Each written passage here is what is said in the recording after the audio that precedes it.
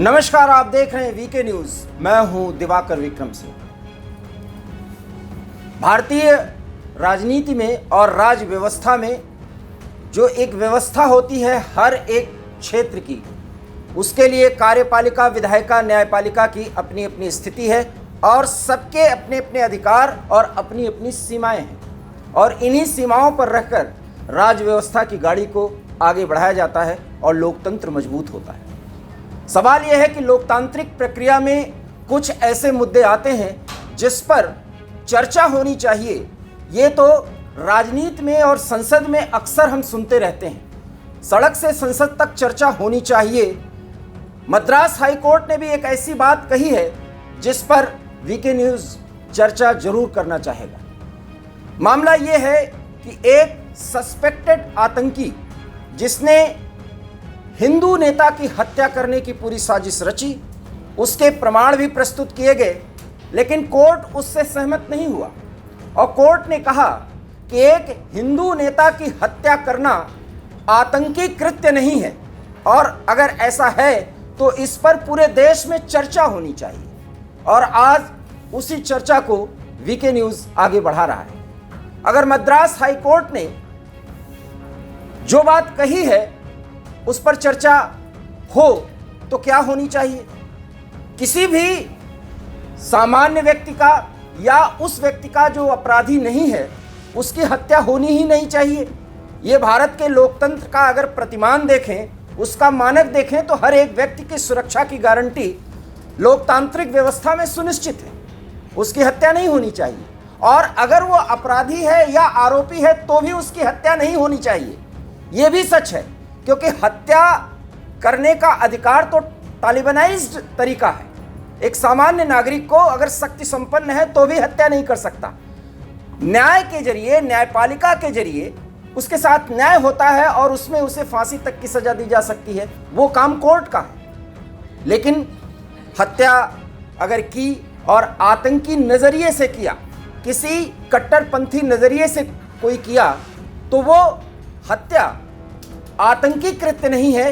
Court ने इस पर कहा कि इस पर देश में विचार होना चाहिए। सवाल यह है, और वो पहला सवाल यह है कि अगर एक हिंदू नेता जिस तरीके से विभाजित कर दिया, अगर कोई नेतृत्व कर रहा है, अगर वो सनातन के मुद्दे पर, हिंदुत्व के मुद्दे पर, और अगर पब्लिक में उसकी पहचान है, तो उसकी हत्या करने या कराने के पीछे जो भी देश विरोधी ताकत है या समाज विरोधी ताकत है, उसका पहला उद्देश्य क्या हो सकता है?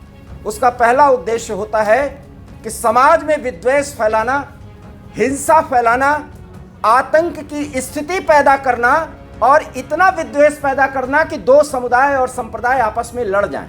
और अगर लड़ जाते हैं तो वहां पर आतंक की स्थिति पैदा होती है, जिसको कंट्रोल करने के लिए फिर पुलिस को लगाना पड़ता है, सुरक्षा बलों को तैनात करना पड़ता है। जब भी दंगे होते हैं ऐसे ही होते हैं।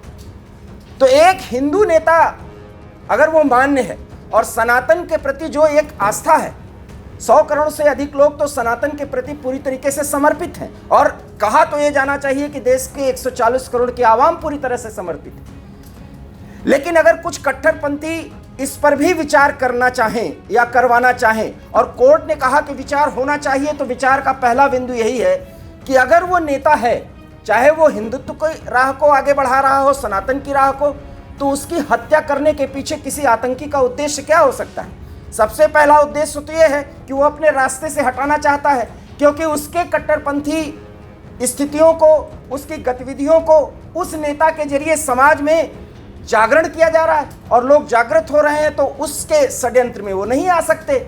इसलिए उस हिंदू नेता का महत्व है। अगर वो कोई बात कहता है, बताता है, तो उसे समाज समझता है, सुनता है। अगर अपने बौद्धिक स्तर पर उसकी जांच परख करने के बाद वो सहमत होता है तो उसका पालन भी करता है। नहीं करता है तो वो उसको अपने रास्ते से हटा देता है, अपने नजरिए से हटा देता है। ये सनातन की बहुत खास बात है और इसीलिए सनातन कहा ही गया है, उसका अंत ही नहीं, क्योंकि इसमें हमेशा परिवर्तनशील विचार की पूरी गुंजाइश रहती है। लेकिन अगर कोर्ट ही कहे कि एक हिंदू नेता की हत्या आतंकी कृत्य नहीं है और इस आधार पर एक आरोपी को जमानत दे दे और ये कहे कि इस पर विचार होना चाहिए, तो क्या देश के अंदर इस पर चर्चा नहीं होनी चाहिए? और चर्चा का पहला बिंदु अगर माननीय कोर्ट तक ये बात पहुंचती है तो चर्चा का ये पहला बिंदु यही है कि हत्या के पीछे उसके साजिश क्या थी।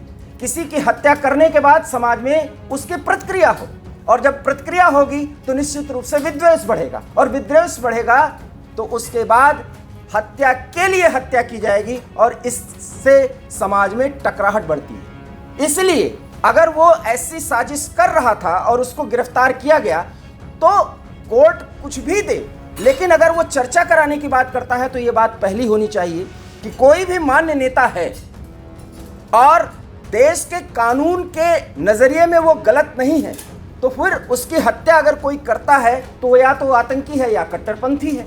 और कट्टरपंथ और आतंकी कृत्य को इस देश में कहीं से भी जगह नहीं मिलनी चाहिए, क्योंकि वोट बैंक की खातिर तो उनको बचाने की कोशिशें होती हैं और उसके लिए कई तर्क दिए जाते हैं। लेकिन जब माननीय कोर्ट ने यह बात कही कि इस पर चर्चा होनी चाहिए, तो चर्चा का पहला बिंदु ये है। और दूसरा बिंदु ये है कि अगर कोई साजिश करता है समाज में विद्वेष फैलाने का, जैसा कि इस सस्पेक्टेड, आप अलगाववादी कह लीजिए, आतंकी कह लीजिए, कट्टरपंथी कह लीजिए, इसने अगर एक हिंदू नेता की हत्या करने की कोशिश की तो उसके पीछे का अंजाम वो पहले समझ चुका था। वो प्लान्ड वे में वो काम करना चाहता था, और प्लान्ड वे में काम करने के पीछे आतंक फैलाना, तो क्या ऐसी बात कह के कि ये चर्चा हो, तो इस चर्चा का दूसरा बिंदु ये है कि आतंक फैलाने का अगर उद्देश्य है तो क्या उसको जमानत दिया जाना चाहिए? ये बड़ा सवाल है और ये चर्चा का विषय है। और तीसरी और अंतिम बात कि अगर इसी आधार पर जमानत दे दिया जाता है किसी आरोपी को, तो क्या इससे उन लोगों को बल नहीं मिलेगा जो ऐसे कृत्यों को अंजाम देने की साजिश रचने की सोच रहे हैं? एक तरह से इससे तो वो आतंकी, वो अलगाववादी, वो देश विरोधी ताकतें, वो कट्टरपंथी पूरी तरीके से प्रोवोक्ड होंगे कि आप ऐसा कर सकते हैं, क्योंकि कोर्ट ने तो कहा है। इसलिए चर्चा का विषय ये तीसरा है कि उस सस्पेक्टेड आरोपी को जमानत कोर्ट ने दिया, उस पर हमारा कोई सवाल नहीं। लेकिन अगर चर्चा का विषय है तो हिंदू नेता के नाम पर अगर वो हत्या कर रहा है तो वो देश को तोड़ने की कोशिश कर रहा है, समाज में विद्वेष फैलाने की कोशिश कर रहा है, और इस आधार पर उसको जेल की शिक्षों के पीछे होना चाहिए। लेकिन ये माननीय कोर्ट का फैसला है और इस फैसले को स्वीकार किया जाता है। लेकिन चर्चा के कुछ अहम बिंदु ये हैं। आज हमने इस मुद्दे पर 3 बातें रखी हैं।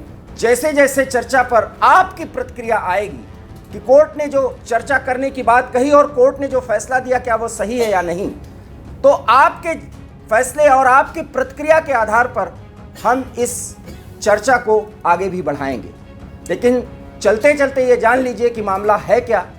तो पूरा मामला 13 दिसंबर का है, जब मद्रास हाई कोर्ट में आसिफ नाम के एक आरोपी को जमानत देने पर सुनवाई हो रही थी, और इसी दौरान हाई कोर्ट ने हिंदू धार्मिक नेताओं की टारगेट किलिंग को आतंकी घटना मानने से इनकार कर दिया और पूरे मुद्दे को एक बहस का विषय बताया।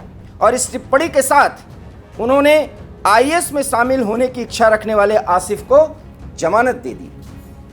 एक बार हम फिर स्पष्ट कर दें, हमारा उद्देश्य कोर्ट के फैसले पर सवाल उठाना नहीं है, लेकिन जब कोर्ट ने कहा कि इस पर चर्चा होनी चाहिए तो चर्चा के ये 3 महत्वपूर्ण बिंदु वीके न्यूज़ उठा रहा है। आप हमारे इस पूरे विश्लेषण से सहमत हैं?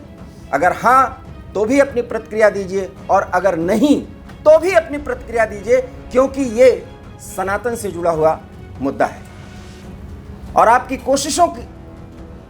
कोशिशें रंग ला सकती हैं जब ये जनमत तैयार हो जाएगा। वीके न्यूज़ आपसे वादा करता है कि इस पूरे खबर पर और इस पूरे खबर पर जिसमें चर्चा करने की बात कही गई है, अगर आप इस पर प्रतिक्रिया दें और ज़्यादा से ज़्यादा इस वीडियो को शेयर करके लोगों से प्रतिक्रिया मांगें, तो हम आपको यकीन दिलाते हैं कि वीके न्यूज़ एक बड़ी बहस की शुरुआत करेगा। फिलहाल इस खबर से मुझे दीजिए इजाज़त। नमस्कार। वीके न्यूज़, राष्ट्र के नाम।